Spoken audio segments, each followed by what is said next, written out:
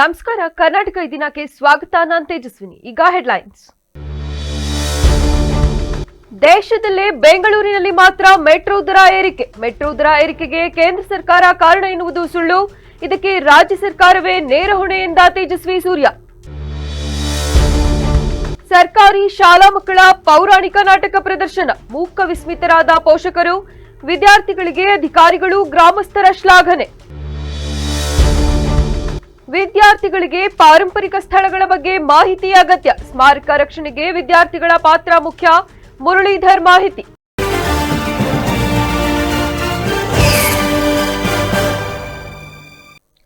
Metro ದರ ಏರಿಕೆಗೆ ಕೇಂದ್ರ ಸರ್ಕಾರ ಕಾರಣ ಎನ್ನುವುದು ಸುಳ್ಳು. ಇದಕ್ಕೆ ರಾಜ್ಯ ಸರ್ಕಾರವೇ ನೇರ ಹೊಣೆ ಎಂದು ಸಂಸದ ತೇಜಸ್ವಿ ಸೂರ್ಯ ತಿಳಿಸಿದ್ದಾರೆ.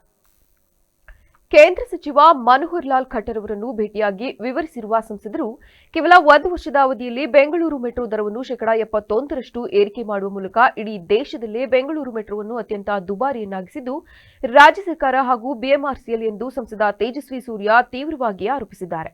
ಇದೀಗ ಫೆಬ್ರವರಿ 9ರಿಂದ ಮತ್ತೆ ದರ ಏರಿಕೆಗೆ ಮುಂದಾಗಿರುವುದು ಜನಸಾಮಾನ್ಯರ ಬದುಕಿನ ಮೇಲೆ ನೇರವಾಗಿ ಹೊಡೆತ ನೀಡುವ ಕ್ರಮ ಎಂದು ಅವರು ಕಿಡಿಕಾರಿದರು.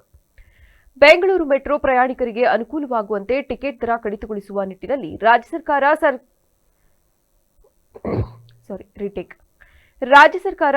ಕೂಡಲೇ ಕೇಂದ್ರ ಸರ್ಕಾರಕ್ಕೆ ಪತ್ರ ಬರೆಯಬೇಕೆಂದು ಸಲಹೆ ನೀಡಿದ ಅವರು, ವಿನಾಕಾರಣ ಜನರನ್ನು ದಾರಿ ತಪ್ಪಿಸುವ ಬದಲು ನೂತನ ದರ ನಿಗದಿ ಸಮಿತಿ ರಚನೆಗೆ ಪ್ರಾಮಾಣಿಕವಾಗಿ ಮುಂದಾಗಬೇಕೆಂದು ಕರೆ ನೀಡಿದರು. ಇದನ್ನ ಕೇಂದ್ರ ಸರ್ಕಾರ ಮಾಡಿದೆ ಅಂತ ಸುಳ್ಳು ಹೇಳುವಂತದ್ದನ್ನು ಇವತ್ತಾರು ನಿಲ್ಲಿಸಿ. ಈಗ ಹೇಗಾಗಿದೆ ಅಂತಂದ್ರೆ, ಮೆಟ್ರೋ ಕನ್ಸ್ಟ್ರಕ್ಟ್ ಮಾಡೋದಕ್ಕೆ ರಾಜ್ಯ ಸರ್ಕಾರ ಸಾಲ ತಗೊಂಡು ಮೆಟ್ರೋ ಕನ್ಸ್ಟ್ರಕ್ಷನ್ ಮಾಡುತ್ತೆ. ಅದನ್ನ ನಾವು ಇಷ್ಟು ವರ್ಷ ನೋಡಿದೀವಿ. ಇವರು ದರ ಏರಿಕೆ ಮಾಡ್ತಾ ಇರೋದನ್ನ ನೋಡಿದ್ರೆ ಪ್ರಯಾಣಿಕರು ಅದ್ರಲ್ಲಿ ಮಾಡೋದಕ್ಕೂ ಕೂಡ ಸಾಲ ತಗೊಂಡು ಓಡಾಡುವಂತ ಸ್ಥಿತಿ ಬರ್ತಿದೆ. ಈ ಮಟ್ಟದಲ್ಲಿ ಇವತ್ತು ಬೆಂಗಳೂರಿನ ಮೆಟ್ರೋ ಇವತ್ತು ಜನರಿಗೆ ಬರೆ ಆಗ್ತಾ ಇದೆ. 10 ತಿಂಗಳಾಗಿಲ್ಲ ಇವರು ಮೆಟ್ರೋ ದರ ಜಾಸ್ತಿ ಮಾಡಿ. ಈಗಾಗಲೇ 2ನೇ ಸತಿ ದರ ಜಾರಿ ಮಾಡಬೇಕು, ದರ ಜಾಸ್ತಿ ಮಾಡಬೇಕು ಅಂತ ಹೊರಟಿದ್ದಾರೆ. ಮೆಟ್ರೋ ಇರುವಂತದ್ದೇ ಸಾಮಾನ್ಯ ಜನಕ್ಕೆ. ಈ ಸಾಮಾನ್ಯ ಜನಕ್ಕೆ ನೀವು ಇಷ್ಟೊಂದು ದರ ಜಾಸ್ತಿ ಮಾಡಿದ್ರೆ, 90 ರೂಪೀಸ್ ಒನ್ ಟರ್ಮಿನಲ್ ಟು ಇನ್ನೊಂದು ಟರ್ಮಿನಲ್ ನೀವು ಮಾಡಿದ್ರೆ ಹೋಗಿ ವಾಪಸ್ ಬರ್ಬೇಕು ಅಂತಂದ್ರೆ ದಿನಕ್ಕೆ 200 ರೂಪಾಯಿ. ನೀವು ಅಲ್ಲಿ ಬೈಕ್ ತಗೊಂಡು ಹೋಗಿ ಚಾರ್ಜ್ ಮಾಡಿ ಬಂದ್ರಿ ಅಥವಾ ಪಾರ್ಕಿಂಗ್ ಮಾಡಿದ್ರಿ ಅಂತಂದ್ರೆ ಅದಕ್ಕೆ ಇನ್ನೊಂದು 40-50. ಕ್ಯಾರ್ಪೇಟೆ ತಾಲೂಕಿನ ಹಿರಿಕಳಲೆ ಸರ್ಕಾರಿ ಶಾಲೆಯಲ್ಲಿ ಗುಣಮಟ್ಟದ ಶಿಕ್ಷಣದ ಜೊತೆಗೆ ನಮ್ಮ ಪಾರಂಪರಿಕ ಪೌರಾಣಿಕ ನಾಟಕಗಳು ಜೀವನದ ಪ್ರತಿಬಿಂಬ ಎಂಬುದನ್ನು ವಿದ್ಯಾರ್ಥಿಗಳು ತೋರಿಸಿಕೊಟ್ಟರು. ಇದೇ ವೇಳೆ ಮಾತನಾಡಿದ ಸಮಾಜ ಸೇವಕ ಆರ್ಟಿ ಮಲ್ಲಿಕಾರ್ಜುನ್, ಬಹುತೇಕ ಪೋಷಕರಲ್ಲಿ ಸರ್ಕಾರಿ ಶಾಲೆಗಳು ಎಂದರೆ ಕೀಳರಿಮೆ ಇರುವ ಪ್ರಸ್ತುತ ದಿನಮಾನಗಳಲ್ಲಿ ಮಕ್ಕಳು ಶಾಲಾ ಹಂತದಲ್ಲಿ ನಮ್ಮ ಸಂಸ್ಕೃತಿ ಉಳಿಸಿ ನಾಟಕದಲ್ಲಿ ಬರುವ ಉತ್ತಮ ಪಾತ್ರಧಾರಿಗಳ ಆದರ್ಶಗಳನ್ನು ಬದುಕಿನಲ್ಲಿ ಅಳವಡಿಸಿಕೊಳ್ಳುವ ಮೂಲಕ ಅಭಿವೃದ್ಧಿಯತ್ತ ಸಾಗಲಿ. ಮಕ್ಕಳ ಕೈಯಲ್ಲಿ ಪೌರಾಣಿಕ ನಾಟಕ ಪ್ರದರ್ಶನ ಮಾಡಿರುವುದು ನಿಜಕ್ಕೂ ಸಾಧನೆ, ಜೊತೆಗೆ ಶ್ಲಾಘನೀಯ. ಪೌರಾಣಿಕ ನಾಟಕ ಮಾಡಿಸುತ್ತಿರುವುದು ಒಳ್ಳೆಯ ಬೆಳವಣಿಗೆ. ಕಲೆ, ನಾಟ್ಯ, ಸಂಸ್ಕೃತಿ, ಸಾಹಿತ್ಯ, ಜಾನಪದ ಸಾಹಿತ್ಯ, ನಾಟಕ ಸಾಹಿತ್ಯ ಎಲ್ಲವೂ ಕೂಡ ಈ ತಂತ್ರಜ್ಞಾನದ ಯುಗದಲ್ಲಿ ಕ್ಷೀಣಿಸುತ್ತಿರುವ ಸಂದರ್ಭದಲ್ಲಿ ಹಿರಿಕಳಲೆ ಸರ್ಕಾರಿ ಹಿರಿಯ ಪ್ರಾಥಮಿಕ ಶಾಲೆಯಲ್ಲಿ ಕುರುಕ್ಷೇತ್ರ ಅಥವಾ ಧರ್ಮದ ರಾಜ್ಯಸ್ಥಾಪನೆ ಎಂಬ ಸುಂದರ ಪೌರಾಣಿಕ ನಾಟಕವನ್ನು ಪ್ರದರ್ಶನ ಮಾಡುತ್ತಿರುವುದು ಸಂತಸ ತಂದಿದೆ ಎಂದು ತಿಳಿಸಿದರು. ಅದರಲ್ಲೂ ಶಾಲಾ ಮಕ್ಕಳಿಂದ ಪೌರಾಣಿಕ ನಾಟಕವನ್ನ ಮಾಡಿಸ್ತಾ ಇರ್ತಕ್ಕಂಥದ್ದು ಬಹಳ ದೊಡ್ಡ ವಿಚಾರ, ಬಹಳ ಹೆಮ್ಮೆಯ ವಿಚಾರ. ಈ ಕಾರ್ಯಕ್ರಮವನ್ನ ಆಯೋಜನೆ ಮಾಡಿರುವಂತವರಿಗೆ ಅವರಿಗೋಸ್ಕರ ನಿಮ್ಮೆಲ್ಲರ ಒಂದು ಅಭಿಮಾನದ ಒಂದು ಚಪ್ಪಾಳೆನ ಕೊಡಿ. ಅವರಿಗೆ ಯಾರ್ಯಾರು ಆಯೋಜಕರಿದ್ದೀರೋ ಇದನ್ನ ಪ್ರೋತ್ಸಾಹ ಮಾಡ್ತಾ ಇರ್ತಕ್ಕಂಥವರಿಗೆ ನನ್ನ ಕಡೆಯಿಂದ ವೈಯಕ್ತಿಕ ಅಭಿನಂದನೆಗಳು. ನಾಟಕ ಉತ್ತಮವಾಗಿ ಮೂಡಿ ಬರಲಿ. ಎಲ್ಲರೂ ನಾನು ನೋಡ್ತಾ ಇದ್ದೀನಿ, ಊರಿನಿಂದ ಒಳಗಡೆಯಿಂದ ಎಂಟರ್ ಆದ ತಕ್ಷಣದಿಂದ ನೋಡ್ತಾ ಇದ್ದೀನಿ ಹಬ್ಬದ ರೀತಿಯ ವಾತಾವರಣ. ಎಲ್ಲರ ಮನೆಯಲ್ಲಿ ಸಡಗರ ಸಂಭ್ರಮದಿಂದ ಮಕ್ಕಳು ನಾಟಕ ಮಾಡೋದನ್ನ ನೋಡೋಕ್ಕೋಸ್ಕರ ಅತ್ಯಂತ ಉತ್ಸುಕದಿಂದ ಉತ್ಸಾಹದಿಂದ ಕಾಯ್ತಾ ಇರ್ತಕ್ಕಂಥ ನಿಮ್ಮ ಉತ್ಸಾಹಕ್ಕೆ ತಣ್ಣೀರು ಎರಚದ ರೀತಿಯಲ್ಲಿ ಮಕ್ಕಳು ನಾಟಕವನ್ನು ಪ್ರದರ್ಶನ ಮಾಡಲಿ ಅಂತ ಭಗವಂತನಲ್ಲಿ ಪ್ರಾರ್ಥಿಸ್ತಾರೆ. ಮಕ್ಕಳ ಅದ್ಭುತ ಅಭಿನಯವನ್ನು ಕಂಡ ಪೋಷಕರು ಹಾಗೂ ಊರಿನ ಜನರು ಮೂಕ ವಿಸ್ಮಿತರಾಗಿ ಶಿಳ್ಳೆ ಚಪ್ಪಾಳೆ ಮೂಲಕ ಮೆಚ್ಚುಗೆ ವ್ಯಕ್ತಪಡಿಸಿದರು. ವಿಶೇಷ ಡ್ರಾಮಾ ಸೀನರಿ ಹಾಗೂ ವೇಷಭೂಷಣದೊಂದಿಗೆ ಮಕ್ಕಳ ಪ್ರದರ್ಶನ ಎಲ್ಲರ ಗಮನ ಸೆಳೆಯಿತು.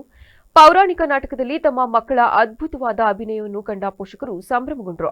ಸರ್ಕಾರಿ ಶಾಲೆಯ ಶಿಕ್ಷಕರು ಮಕ್ಕಳ ಕೈಯಲ್ಲಿ ಪೌರಾಣಿಕ ನಾಟಕ ಮಾಡಿಸಿ ವೇದಿಕೆಗೆ ತಂದುಕೊಟ್ಟಿದ್ದು ಪೋಷಕರಿಂದಲೇ ಪುಟಾಣಿ ಮಕ್ಕಳು ಚಪ್ಪಾಳೆಗಿಟ್ಟಿಸಿ ಬೆನ್ನು ತಟ್ಟಿಸಿಕೊಂಡರು. ಮಕ್ಕಳ ಪೌರಾಣಿಕ ನಾಟಕ ನೋಡಲು ಜನಸ್ತೋಮವೇ ಹರಿದು ಬಂದಿತ್ತು.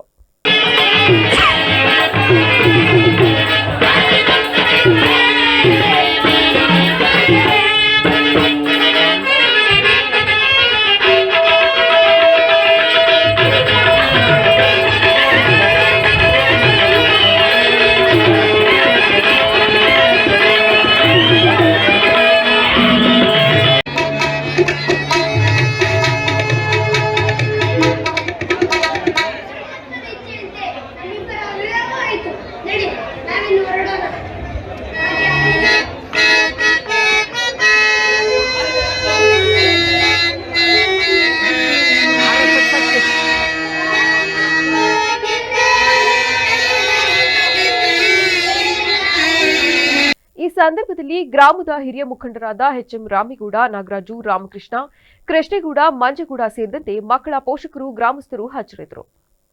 ಇಂದಿನ ಪೀಳಿಗೆಗೆ ಪಾರಂಪರಿಕ ಸ್ಥಳಗಳ ಬಗ್ಗೆ ಮಾಹಿತಿ ಕೊರತೆ ಇದ್ದು ಅವುಗಳನ್ನು ತಿಳಿಯುವ ಪ್ರಯತ್ನ ವಿದ್ಯಾರ್ಥಿಗಳು ಹಾಗೂ ಶಿಕ್ಷಕರಿಂದ ಆಗಬೇಕಿದೆ ಎಂದು ನಾರಿ ಟ್ರಸ್ಟ್ ಸಂಸ್ಥಾಪಕರಾದ ಮುರಳೀಧರ್ ತಿಳಿಸಿದರು. ಪಟ್ಟಣದ ಆಲಗೂಡಿನಲ್ಲಿರುವ ಪಾರಂಪರಿಕ ಶ್ರೀ ಸಿದ್ದೇಶ್ವರ ದೇವಸ್ಥಾನದ ಸುತ್ತಮುತ್ತ ನಾರಿ ಟ್ರಸ್ಟ್ ಮೈಸೂರು, ಪುರಾತತ್ವ ಸಂಗ್ರಹಾಲಯಗಳು ಮತ್ತು ಪಾರಂಪರಿಕ ಇಲಾಖೆ ಸಹಯೋಗದಲ್ಲಿ ಪರಂಪರೆ ಕೂಟ ಕಾರ್ಯಕ್ರಮದಡಿಯಲ್ಲಿ ಐತಿಹಾಸಿಕ ಸ್ಮಾರಕ ಸ್ವಚ್ಛತೆ ಮತ್ತು ಸ್ಮಾರಕ ರಕ್ಷಣೆಯಲ್ಲಿ ವಿದ್ಯಾರ್ಥಿಗಳ ಪಾತ್ರದ ಕುರಿತು ಉಪನ್ಯಾಸ ನೀಡಿ ಮಾತನಾಡುತ್ತಾ, ಪಾರಂಪರಿಕ ಇತಿಹಾಸವುಳ್ಳ ಸ್ಥಳಗಳಲ್ಲಿ ಇರುವ ಯಾವುದೇ ಕಲ್ಲುಗಳು ಅವು ನಿಮ್ಮಗಳ ಕಣ್ಣಿಗೆ ಅದು ಬರಿಕಲ್ಲು, ಆದರೆ ಆ ಕಲ್ಲಿನಲ್ಲೂ ಒಂದು ಇತಿಹಾಸವಿರುತ್ತದೆ. ಅದನ್ನು ತಿಳಿಯುವ ಪ್ರಯತ್ನ ನಾವು ಮಾಡಬೇಕಿದೆ. ವಿದ್ಯಾರ್ಥಿಗಳು ನೂರಾರು ವರ್ಷಗಳ ನಮ್ಮ ದೇಶದ ಇತಿಹಾಸದಲ್ಲಿ ಹುದುಗಿ ಹೋಗಿರುವ ನಮ್ಮ ಪರಂಪರೆಯನ್ನು ತಿಳಿಸುವ ಪ್ರಯತ್ನ ಮಾಡಬೇಕೆಂದು ತಿಳಿಸಿದರು. ನಿಮ್ಮದು ಅಂತ ತಿಳ್ಕೊಂಡು ನಿಮ್ಮದು ಯಾರೋ ಮಾಡಿ ಹೋಗಿದ್ದಾರೆ, ಈ ಕಲ್ಲು ವೇಸ್ಟ್ ಅಂತ. ನಾನು ಆ ಕಲ್ಲುಗಳಲ್ಲಿ ಬಿದ್ದಿರೋದು ನೋಡಿದ ತಕ್ಷಣ ನನಗೆ ಫಸ್ಟ್ ಅನಿಸಿದ್ದು 2 ನಿಮಿಷ ನನಗೆ ಹೊಟ್ಟೆಯಲ್ಲಿ ಬೆಂಕಿ ಬಿದ್ದಂಗೆ ಆಗುತ್ತೆ. ಅದು ಕಲ್ಲಲ್ಲ, ಯಾರೋ ಪುಣ್ಯಾತ್ಮರು ನೂರಾರು ವರ್ಷಗಳ ಕಾಲ ಅದನ್ನು ದೇವರು ಅಂತ ಪೂಜಿಸಿರುವಂಥ ವಸ್ತು ಅದು. ನಮಗೆ ಅದ್ರ ಬಗ್ಗೆ ಹೆಮ್ಮೆ ಬರ್ಬೋದು. ನಿಮಗೆ ಇತಿಹಾಸ ನಿಮ್ಮ ಹಿರಿಯರ ಬಗ್ಗೆ, ನಿಮ್ಮ ಇತಿಹಾಸದ ಬಗ್ಗೆ ನಿಮಗೆ ಹೆಮ್ಮೆ ಇಲ್ಲ, ಆಸಕ್ತಿ ಇಲ್ಲ ಅಂದರೆ ನಾಳೆ ದಿನ ನೀವು ಹಂಗೆ ಆಗ್ಬಿಡ್ತೀವಿ, ಯೂಸ್ಲೆಸ್ ವೇಸ್ಟ್ ಆಗ್ತೀವಿ ಅಲ್ವಾ. ಹಾಗಾಗಿ ನಮ್ಮ ಪರಂಪರೆ, ನಮ್ಮ ಇತಿಹಾಸ ನಮ್ಮೆಲ್ಲರಿಗೂ ಹೆಮ್ಮೆ ತರಂಗಾಗಬೇಕು. ಅದನ್ನು ಉಳಿಸ್ಕೊಂಡು ಮುಂದಿನ ಪೀಳಿಗೆಗೆ ಮುಂದುವರಿಸ್ಕೊಂಡು ಹೋಗಬೇಕು. ಈ ಸಂದರ್ಭದಲ್ಲಿ ಪ್ರಾಂಶುಪಾಲರಾದ ಡಿಸಿ ನಿಂಗರಾಜು, ಹಿರಿಯ ಉಪನ್ಯಾಸಕರಾದ ಜವರಯ್ಯ, ಉಪನ್ಯಾಸಕರುಗಳಾದ ಮಂಜುನಾಥ್, ವಿಠಲ್, ಮೇಘ ಮಂದಾರ ಸೇರಿದಂತೆ ಕಾಲೇಜು ವಿದ್ಯಾರ್ಥಿಗಳು ಹಾಜರಿದ್ದರು. ಅರಸೀಕೆರೆ ತಾಲೂಕಿನ ಚಗಚಗಿರಿ ಗ್ರಾಮದಲ್ಲಿ ಇದೇ ಫೆಬ್ರವರಿ 8ರಂದು ಶ್ರೀ ಉದ್ಭವ ಶನೈಶ್ವರ ಸ್ವಾಮಿ ದೇವಸ್ಥಾನದ ವಾರ್ಷಿಕೋತ್ಸವ ಹಾಗೂ 42ನೇ ವರ್ಷದ ಶಿವರಾತ್ರಿ ಮಹೋತ್ಸವವನ್ನು ಆಚರಿಸಲಾಗುವುದು ಎಂದು ಅನಿಲ್ ತಿಳಿಸಿದ್ದಾರೆ. ಸುದ್ದಿಗೋಷ್ಠಿಯಲ್ಲಿಂದು ಮಾತನಾಡಿದ ಅವರು, ಸ್ಥಳೀಯ ಶಾಸಕ ಶಿವಲಿಂಗೇಗೌಡ ಅವರು ಆಗಮಿಸಲಿದ್ದು ಅವರಿಗೆ ಬರನಾಡಿನ ಭಾಗೀರಥ ಎಂಬ ಬಿರುದು ಹಾಗೂ ಪ್ರಶಸ್ತಿಯನ್ನು ನೀಡಲಾಗುವುದು. ಕಾರ್ಯಕ್ರಮಕ್ಕೆ ಹಂಗರಳ್ಳಿ ಬಸವಣ್ಣನವರು, ಕೃಷ್ಣಮೂರ್ತಿ ಸ್ವಾಮೀಜಿ, ದೇವರಾಜಸ್ವಾಮಿ ಭಾಗವಹಿಸಲಿದ್ದು ಆನಂದ್ ಗುರೂಜಿಯವರ ಮಾರ್ಗದರ್ಶನದಲ್ಲಿ ಕಾರ್ಯಕ್ರಮವು ನಡೆಯಲಿದೆ. 108 ಕಳಶಗಳನ್ನು ಗ್ರಾಮ ಪ್ರದಕ್ಷಿಣೆ ಹಾಗೂ ಉತ್ಸವದೊಂದಿಗೆ ದೇವಾಲಯಕ್ಕೆ ತರಲಾಗುವುದು. ಗಣಪತಿ ಹೋಮ, ರುದ್ರಾಭಿಷೇಕ, ಕುಂಭಾಭಿಷೇಕ ಸೇರಿದಂತೆ ವಿವಿಧ ಧಾರ್ಮಿಕ ಆಚರಣೆಗಳು ಇರಲಿವೆ ಎಂದರು. 26ನೇ ಭಾನುವಾರ ಶ್ರೀ ಉದ್ಭವ ಶನೇಶ್ವರ ಸ್ವಾಮಿ ದೇವಸ್ಥಾನದ ವಾರ್ಷಿಕೋತ್ಸವ ಹಾಗೂ 42ನೇ ವರ್ಷದ ಶಿವರಾತ್ರಿ ಮಹೋತ್ಸವವನ್ನು ಏರ್ಪಡಿಸಿದ್ದೀವಿ. ಈ ಕಾರ್ಯಕ್ರಮಕ್ಕೆ ಎಲ್ಲರೂ ಹೆಚ್ಚಿನ ಸಂಖ್ಯೆಯಲ್ಲಿ ಭಕ್ತಾದಿಗಳು ಬಂದು ಸಹಕರಿಸಬೇಕು. ಹಾಗೂ ಈ ಧಾರ್ಮಿಕ ಕಾರ್ಯಕ್ರಮದ ದಿವ್ಯ ಸಾನ್ನಿಧ್ಯವನ್ನು ಪರಮ ಪೂಜ್ಯ ಶ್ರೀ ವಿದ್ಯಾನಂದ ಮಹಾಸ್ವಾಮೀಜಿಗಳು, ಶೃಂಗೇರಿ ಶಾರದಾ ಪೀಠ, ಶ್ರೀ ವಿದ್ಯಾಚೌಡೇಶ್ವರಿ ಮಹಾಸಂಸ್ಥಾನ ಮಠ ಕುಣಿಗಲ್ ಇವರು ಹಾಗೂ ಡಾಕ್ಟರ್ ಶಾಕ್ಯಶ್ರೀ ಶಕ್ತಿಬಾಲ ಅಮ್ಮನವರು, ರಾಮದುರ್ಗ ಪೀಠ ಮಹಾಸಂಸ್ಥಾನ ರಾಮವಳ್ಳಿ ಇವರು ಹಾಗೂ ಶ್ರೀ ಕ್ಷೇತ್ರ ಧರ್ಮಧ್ವಜ ಪ್ರತಿಷ್ಠಾನದ ಗೌರವಾಧ್ಯಕ್ಷರಾದಂತಹ ಶ್ರೀ ಪರಮಪೂಜ್ಯ ಶ್ರೀ ಡಾಕ್ಟರ್ ಕೃಷ್ಣಮೂರ್ತಿ ಸ್ವಾಮೀಜಿಯವರು ಈ ಧಾರ್ಮಿಕ ಸುದ್ದಿಗೋಷ್ಠಿಯಲ್ಲಿ ಉದಯ್ ಕುಮಾರ್, ರಾಜೇಶ್, ಪೃಥ್ವಿರಾಜ್, ಬಸವರಾಜ್, ದೇವರಾಜು ಹಾಜರಿದ್ದರು.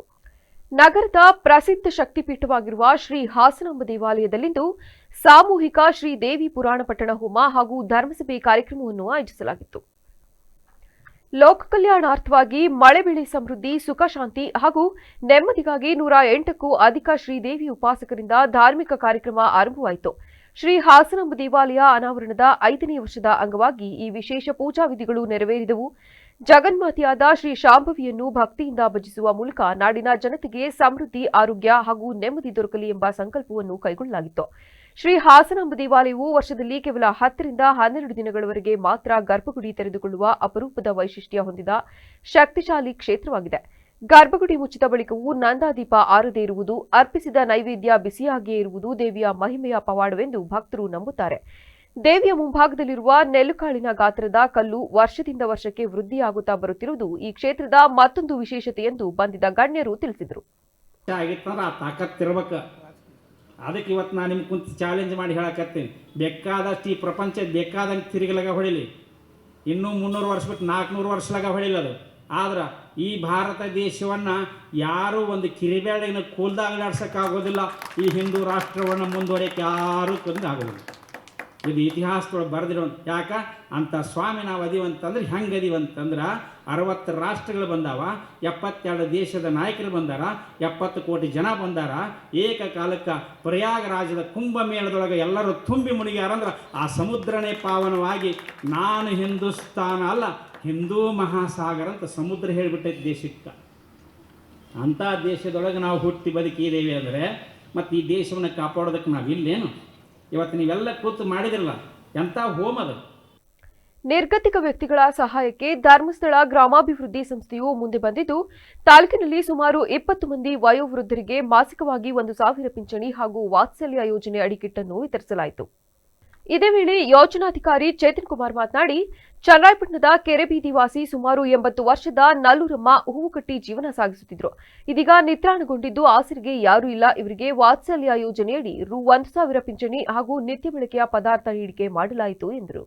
ಕಾರ್ಯಕ್ರಮ ಇವತ್ತು ಸಮಾಜದ ಕಡೆಯ ವ್ಯಕ್ತಿ ಯಾರು ನಿರ್ಗತಿಕರಿದ್ದಾರೋ ಅವರಿಗೆ ವಾತ್ಸಲ್ಯ ಮನೆಯನ್ನು ಮಾಡಿಕೊಡುವಂಥದ್ದು, ವಾತ್ಸಲ್ಯ ಕಿಟ್ಗಳನ್ನು ವಿತರಣೆ ಮಾಡುವಂಥ ಕಾರ್ಯಕ್ರಮವನ್ನು ಇವತ್ತು ಹಮ್ಮಿಕೊಂಡು ಬಂದಿದ್ದಾರೆ.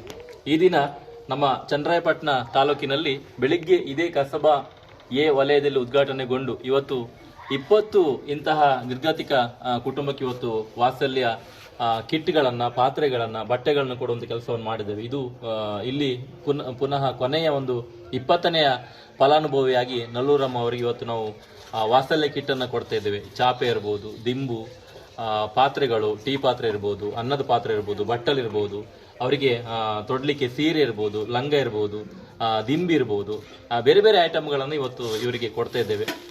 ಈ ಸಂಬಂಧ ಗ್ರಾಮಾಭಿವೃದ್ಧಿ ಯೋಜನೆಯ ಮೇಲ್ವಿಚಾರಕರಾದ ಶ್ರೀಬಾ ಶಶಿಕಿರಣ್ ವೇದಾವತ ಇದ್ದರು. ಶ್ರೀ ಕಾಡುಬಸವೇಶ್ವರ ಹಾಗೂ ಆಂಜನೇಯ ಸ್ವಾಮಿ ದೇವಾಲಯ ನಿರ್ಮಾಣಕ್ಕೆ ಎಲ್ಲರೂ ಸಹಕಾರ ನೀಡುವಂತೆ ಅಖಿಲ ಭಾರತ ವೀರಶೈವ ಲಿಂಗಾಯತ ಮಹಾಸಭಾ ಜಿಲ್ಲಾಧ್ಯಕ್ಷ ನವಿಲೆ ಪರಮೇಶ್ ಮನವಿ ಮಾಡಿದರು. ತಾಲೂಕು ಕೇಂದ್ರದಲ್ಲಿ ಹಿತೈಷಿಗಳು, ಸ್ನೇಹಿತರು, ಸಮಾಜದ ಪ್ರಮುಖರು ಆಯೋಜಿಸಿದ ಹುಟ್ಟುಹಬ್ಬ ಕಾರ್ಯಕ್ರಮದಲ್ಲಿ ಅಭಿನಂದನೆ ಸ್ವೀಕರಿಸಿ ಮಾತನಾಡಿದ ಅವರು, ತಾಲೂಕು ಕೇಂದ್ರದಲ್ಲಿ ವೀರಶೈವ ಸಮಾಜಕ್ಕೆ ಸೇರಿದ ಹಲವು ವರ್ಷಗಳಿಂದ ಖಾಲಿ ಇದ್ದು, ಜೊತೆಗೆ ಕಾಡುಬಸವೇಶ್ವರ ಹಾಗೂ ಆಂಜನೇಯ ಸ್ವಾಮಿ ದೇವಾಲಯಗಳು ಹೆಚ್ಚು ಶೀತಲಗೊಂಡಿರುವ ಕಾರಣ ಪುನರ್ ದೇವಾಲಯ ಜೀರ್ಣೋದ್ಧಾರಕ್ಕೆ ಎಲ್ಲರೂ ಹೆಚ್ಚಿನ ಸಹಕಾರ ನೀಡಿದರೆ ನಡುವಿನಕೆರೆ ಮಠದ ಪೂಜಾ ಸ್ವಾಮೀಜಿಯವರು ಕೂಡ ಸಹಕಾರ ನೀಡಲಿದ್ದಾರೆ. ಸದ್ಯದಲ್ಲೇ ಈ ಬಗ್ಗೆ ಇದೇ ತಿಂಗಳು ಎಲ್ಲರೂ ಒಗ್ಗೂಡಿ ಚರ್ಚೆ ನಡೆಸುವ ಮೂಲಕ ಒಮ್ಮತದ ತೀರ್ಮಾನಕ್ಕೆ ಬರಬೇಕಾಗಿದೆ ಎಂದರು. ಹುಟ್ಟುಹಬ್ಬದ ಪ್ರಯುಕ್ತ ನಮ್ಮ ಬಹಳ ಸ್ನೇಹಿತರು, ಸಮಾಜ ಬಾಂಧವರು, ಹಿತೈಷಿಗಳು, ನಮ್ಮ ಮಹಾಸಭಾದ ಕಾರ್ಯಕರ್ತರು ಎಲ್ಲ ಸೇರಿ ಇವತ್ತು ನನ್ನ ಹುಟ್ಟುಹಬ್ಬದ ಆಚರಣೆಗೆ ಇಲ್ಲಿಗೆ ಕರೆದಿರೋದು ತುಂಬ ಖುಷಿಯ ವಿಚಾರ. ನಾನಾದರೂ ಕೂಡ ಇವತ್ತು ಈ ಸಮಾಜದ ಒಂದು ಜವಾಬ್ದಾರಿ ತಗೊಂಡು 10 ವರ್ಷ ತಾಲೂಕು ಅಧ್ಯಕ್ಷನಾಗಿ ಅಲ್ಪ ಸೇವೆ ಸಲ್ಲಿಸಿದ ಕಾರಣ ನನ್ನನ್ನು ಗುರುತಿಸಿ ದೇವರು ಹಾಸನ ಜಿಲ್ಲೆಯಲ್ಲೂ ಸೇವೆ ಬೇಕು ಅಂತೇಳಿ ಹಾಸನ ಜಿಲ್ಲಾಧ್ಯಕ್ಷ ಮಾಡೋದಕ್ಕೆ ಲೋಪ ಬರದಂಗೆ ಸಾಧ್ಯವಾದಷ್ಟು ಮಟ್ಟಿಗೆ ಸಮಾಜ ಸೇವೆ ಜೊತೆಗೆ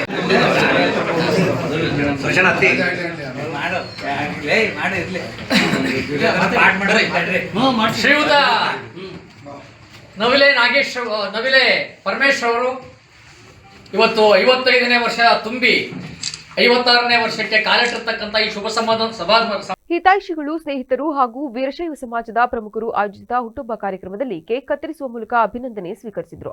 ಈ ಸಂದರ್ಭದಲ್ಲಿ ಸಮಾಜದ ಪ್ರಮುಖರಾದ ಪ್ರಬಣ್ಣ, ಎಂಎಸ್ ಸುರೇಶ್, ಪೊಲೀಸ್ ಕುಮಾರ್, ನಿವೃತ್ತ ಶಿಕ್ಷಕ ಮುಳೇಕೆರೆ ಬಸವರಾಜು, ವಕೀಲರಾದ ಎಜಿ ದರ್ಶನ್ ಸೇರಿದಂತೆ ಇತರರು ಹಾಜರಿದ್ದರು. ಲೋಕಸಭಾ ಚುನಾವಣೆಯಲ್ಲಿ ಕಾಂಗ್ರೆಸ್ ಅಭ್ಯರ್ಥಿಯ ಗೆಲುವು ಸಾಧಿಸಿರುವುದು ಜಿಲ್ಲೆಯಲ್ಲಿ ಕಾಂಗ್ರೆಸ್ ಪಕ್ಷ ಗಟ್ಟಿಯಾಗಿದೆ ಎಂಬುದಕ್ಕೆ ಸಾಕ್ಷಿಯಾಗಿದೆ ಎಂದು ಮಾಜಿ ಶಾಸಕ, ಪ್ರದೇಶ ಕಾಂಗ್ರೆಸ್ ಪಕ್ಷದ ರಾಜ್ಯ ಉಪಾಧ್ಯಕ್ಷ ಸಂಪಂಗಿ ಹೇಳಿದರು. ತಾಲೂಕಿನ ಬಾಳ್ಪೇಟೆಯಲ್ಲಿ ನಡೆದ ಬೆಳಗೋಡು ಹೋಬಳಿ ಕಾಂಗ್ರೆಸ್ ಮುಖಂಡರು ಹಾಗೂ ಕಾರ್ಯಕರ್ತರ ಸಭೆಯಲ್ಲಿ ಮಾತನಾಡಿದ ಅವರು, ಹಾಸನ ಜಿಲ್ಲೆಯಲ್ಲಿ ಕಾಂಗ್ರೆಸ್ ಪಕ್ಷವನ್ನು ಕಟ್ಟಿದ ಅನೇಕ ಹಿರಿಯ ನಾಯಕರು ಹಾಗೂ ವಿದ್ಯಾರ್ಥಿ, ರಾಜಕೀಯದಿಂದ ಬಂದ ಕಾರ್ಯಕರ್ತರ ಶ್ರಮವೇ ಇಂದಿನ ಬಲವಾಗಿದೆ. ಪಕ್ಷದ ಒಳಜಗಳಗಳಿಂದ ಮೂರನೇ ವ್ಯಕ್ತಿಗಳಿಗೆ ಲಾಭವಾಗುತ್ತದೆ. ಆದ್ದರಿಂದ ಕಾಂಗ್ರೆಸ್ ಪಕ್ಷವನ್ನು ಉಳಿಸಿ ಬಲಪಡಿಸುವ ಜವಾಬ್ದಾರಿ ಪ್ರತಿಯೊಬ್ಬ ಕಾರ್ಯಕರ್ತರ ಮೇಲಿದೆ ಎಂದು ತಿಳಿಸಿದರು. ಪರಿಶಿಷ್ಟ ಜಾತಿ, ಪರಿಶಿಷ್ಟ ಪಂಗಡ, ಅಲ್ಪಸಂಖ್ಯಾತರು ಹಾಗೂ ಎಲ್ಲ ವರ್ಗದ ಬಡವರ ನಂಬಿಕೆಯ ಪಕ್ಷವೇ ಕಾಂಗ್ರೆಸ್. ಕಾಂಗ್ರೆಸ್ ಇಲ್ಲದಿದ್ದರೆ ನಾವು ಯಾರೂ ಇಲ್ಲ ಎಂಬುದನ್ನು ಮನಗಾಣಬೇಕೆಂದು ತಿಳಿಸಿದರು. ಅದಕ್ಕೆ ಅವರು ಏನು ಮಾಡ್ತಾರೋ ಮಾಡ್ಕೋಬೇಕು.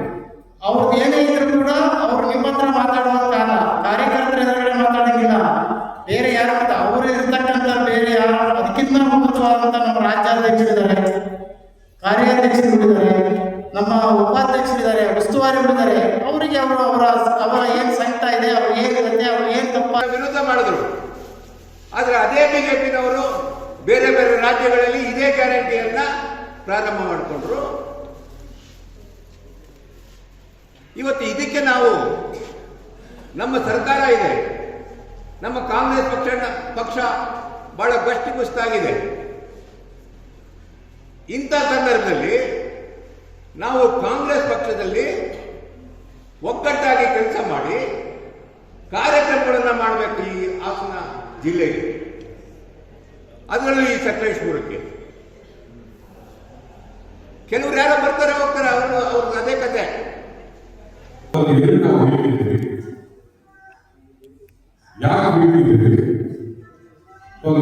ಪಕ್ಷಕ್ಕೆ ಸೇರ್ಪಡೆ ಮಾಡುವಂತಹ ನಾವು ಯೋಚನೆ ಮಾಡಬೇಕಾಗತಕ್ಕಂಥ ವಿಚಾರ.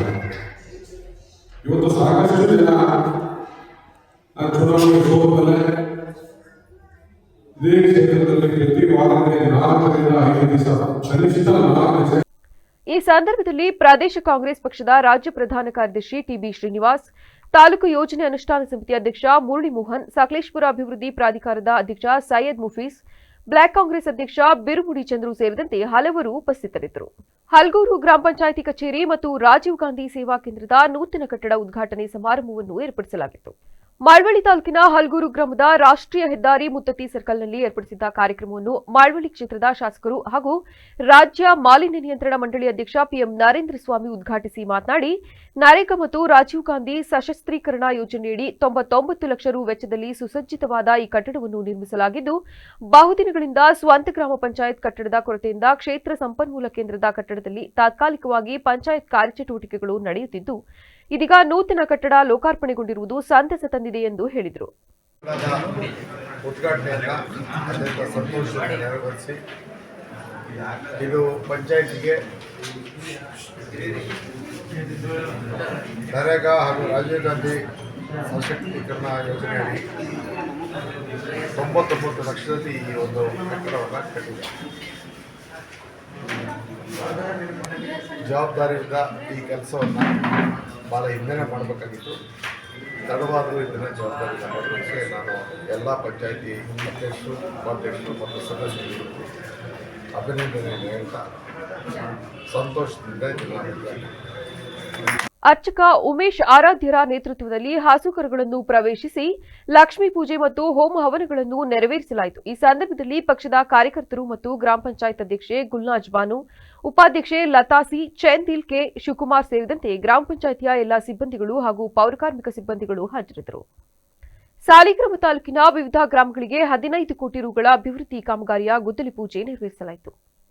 ನಂತರ ಮಾತನಾಡಿದ ಶಾಸಕ ಡಿ ರವಿಶಂಕರ್, ಹೊಸಕೋಟೆ ಗ್ರಾಮ ಪಂಚಾಯಿತಿ ಹಾಗೂ ಚಿಬ್ಬಕಹಳ್ಳಿ ಗ್ರಾಮ ಪಂಚಾಯಿತಿ ವ್ಯಾಪ್ತಿಯ ಹೊಸಕೋಟೆ ಕೊಪ್ಪಲು, ಕೋಗಿಲೂರು, ಚಿಬ್ಬಕಹಳ್ಳಿ, ಬೆನಕನಹಳ್ಳಿ, ಸೋಮನಹಳ್ಳಿ ಕಾಂಗ್ರೆಸ್ ಸರ್ಕಾರ ಕೇವಲ ಗ್ಯಾರಂಟಿಗಳನ್ನು ನೀಡಿ ಸುಮ್ಮನಾಗದೆ ಅಭಿವೃದ್ಧಿ ಕಾಮಗಾರಿಗಳಿಗೆ 106 ಕೋಟಿ ರುಗಳನ್ನು ವಿನಿಯೋಗಿಸುತ್ತಿದ್ದು, ಅದರ ಭಾಗವಾಗಿ ಕೆಆರ್ ನಗರ ಮತ್ತು ಸಾಲಿಗ್ರಾಮ ತಾಲೂಕಿನ ಅಭಿವೃದ್ಧಿ ಕಾರ್ಯಕ್ರಮಗಳೇ ಸಾಕ್ಷಿಯಾಗಿದೆ ಎಂದರು. ಕಳೆದ ಸರಿಸುಮಾರು 15-20 ವರ್ಷಗಳಿಂದ ಅಭಿವೃದ್ಧಿಯನ್ನೇ ಕಾಣದ ನಿಜಕನಹಳ್ಳಿ, ಹೊಸಕೋಟೆ ಕೊಪ್ಪಲು ಗ್ರಾಮದಲ್ಲಿ ರಸ್ತೆ, ದೇವಾಲಯ ಮತ್ತು ಗ್ರಾಮಕ್ಕೆ ಸಂಪರ್ಕಿಸುವ ವಿವಿಧ ರಸ್ತೆಗಳ ಕಾಮಗಾರಿಗಳಿಗೆ ಈಗಾಗಲೇ ಹಣ ಬಿಡುಗಡೆಯಾಗಿದ್ದು, ಹಲವು ಕಾಮಗಾರಿಗಳು ನಡೆಯುತ್ತಿವೆ ಎಂದು ತಿಳಿಸಿದರು. ಕೂಡ ಜನರ ಅಹವಾಲನ್ನ ಸ್ವೀಕರಿಸಬೇಕಂತ ಹೇಳಿ ತಾಲೂಕು ಮಟ್ಟದ ಅಧಿಕಾರಿಗಳನ್ನ ಕರ್ಕೊಂಡು ಎಲ್ಲ ಗ್ರಾಮಗಳಿಗೆ ಭೇಟಿಯನ್ನು ಕೊಡುವಂಥದ್ದು, ಜೊತೆಗೆ ಗ್ರಾಮಗಳಿಗೆ ಹಾಕಿರ್ತಕ್ಕಂಥ ಅನುದಾನದ ಒಂದು ಗುದ್ದಲಿ ಪೂಜೆ ಕಾರ್ಯಕ್ರಮವನ್ನು ಕೂಡ ಹಮ್ಮಿಕೊಂಡು ಇವತ್ತು ಬೆಳಗ್ಗೆಯಿಂದನೂ ಕೂಡ ಮಾಡ್ತಾ ಇದ್ದೀವಿ. ಅನೇಕ ರಾಜಕೀಯ ನಾಯಕರ ಜೊತೆ ಒಡನಾಟವನ್ನು ಇಟ್ಕೊಂಡಿದ್ದೀವಿ. ಎಲ್ಲರ ಸಾರ್ವಜನಿಕ ನಡವಳಿಕೆಗಳನ್ನ ನೋಡಿದ್ದೀವಿ, ಎಲ್ಲ ಅಭಿವೃದ್ಧಿಯನ್ನು ನೋಡಿದ್ದೀವಿ. ಆದರೆ ಅಭಿವೃದ್ಧಿ ಜೊತೆಗೆ ಶಾಂತಿ ಮತ್ತು ಜನರ ಜೊತೆ ತಮ್ಮ ಸ್ನೇಹಮಯ ಜೀವನವನ್ನು ಸಹ ಮಾನ್ಯ ಪ್ರತಿನಿಧಿಗಳಾದಂಥವ್ರು ಮಾಡಬೇಕಾಗುತ್ತೆ. ಅದನ್ನು ಏನಿವತ್ತು ಅಭಿವೃದ್ಧಿ ಜೊತೆಗೆ ಎಲ್ಲರನ್ನ ಮನೆಯವ್ರ ರೀತಿ, ತಮ್ಮ ಕುಟುಂಬದ ರೀತಿ, ತಾಯಂದಿರ ರೀತಿ, ಅಕ್ಕ ತಂಗಿಯರ ರೀತಿ, ತಮ್ಮಂದಿರ ರೀತಿ. ಕಾರ್ಯಕ್ರಮದಲ್ಲಿ ತಾಲೂಕು ಪಂಚಾಯಿತಿ ಮಾಜಿ ಅಧ್ಯಕ್ಷ ಹಾಡ್ಯ ಮಹಾದೇವಸ್ವಾಮಿ, ಸಾಲಿಗ್ರಾಮ ತಹಶೀಲ್ದಾರ್ ರುಕ್ಷಿಯಾ ಬೇಗಂ, ಇಒ ರವಿಕುಮಾರ್, ಉದಯ್ ಶಂಕರ್, ಸೈಯದ್ ಜಾಬೀರ್, ತಾಲೂಕು ಮಟ್ಟದ ಅಧಿಕಾರಿಗಳು ಹಾಗೂ ಇತರರು ಹಾಜರಿದ್ದರು. ಯಲಬುರ್ಗಾ ಪಟ್ಟಣದ ಸರ್ಕಾರಿ ನೌಕರರ ಭವನದಲ್ಲಿ ಹಾಯ್ ಕುಪ್ಪಳ ಪತ್ರಿಕೆಯ 15ನೇ ವಾರ್ಷಿಕೋತ್ಸವ ಜರುಗಿತು. ಇದೇ ವೇಳೆ ಬಿಜೆಪಿ ತಾಲೂಕು ವಕ್ತಾರ ವೀರಣ್ಣ ಹುಬ್ಳಿ ಮಾತನಾಡಿ, ಪತ್ರಿಕೆಯನ್ನು ತಯಾರಿಸಿ ಅದನ್ನು ಪ್ರಿಂಟ್ ಮೂಲಕ ಹೊರತಂದು ಸಾರ್ವಜನಿಕರಿಗೆ ತಲುಪಿಸುವ ಕೆಲಸವು ನಿಜವಾಗಿ ಅಭಿನಂದನಾರ್ಹವಾದದ್ದು ಹಾಗೂ ಅಲ್ಲಿ ಬರುವ ವಿಷಯಗಳು ಚರ್ಚಾರ್ಹವಾಗಿದೆ ಹಾಗೂ ಸಮಾಜಕ್ಕೆ ಒಳ್ಳೆಯದನ್ನು ಬರೆಯುವುದನ್ನು ರೂಢಿಸಿಕೊಂಡಿದ್ದಾರೆ. ಸರ್ಕಾರದ ಅಧಿಕಾರದ ಸಮಾಜದ ಕಣ್ಣು ತಿಳಿಸುವ ಕೆಲಸ ಪತ್ರಿಕೆಯು ಮಾಡುತ್ತದೆ. ಸತ್ಯ ಬರೆದಾಗ ಅದನ್ನು ಒಪ್ಪಿಕೊಂಡು ತಪ್ಪು ತಿದ್ದಿಕೊಳ್ಳಲು ಅವಕಾಶವಾಗುತ್ತದೆ. ಅದನ್ನು ಬಿಟ್ಟು ನಮ್ಮ ಬಗ್ಗೆ ಬಂದಂತಹ ಸುದ್ದಿಯ ವಿರುದ್ಧ ಮಾತನಾಡುವುದು ತಪ್ಪಾಗಿದೆ. 4ನೇ ಅಂಗವಾಗಿ ತಮ್ಮ ಕೆಲಸವನ್ನು ನಿರ್ಭೀತಿಯಿಂದ ಕೆಲಸ ನಿರ್ವಹಿಸಬೇಕು. ಯಾರೇ ತಪ್ಪು ಮಾಡಿದ್ರೂ ಅವರ ವಿರುದ್ಧ ಬರೆಯುವ ಎದೆಗಾರಿಕೆ ಪತ್ರಕರ್ತರದ್ದು. ತಮ್ಮ ವ್ಯಾಪ್ತಿಯ ವೃತ್ತಿಯಲ್ಲಿ ಮೈಗೂಡಿಸಿಕೊಳ್ಳಬೇಕೆಂದು ತಿಳಿಸಿದರು.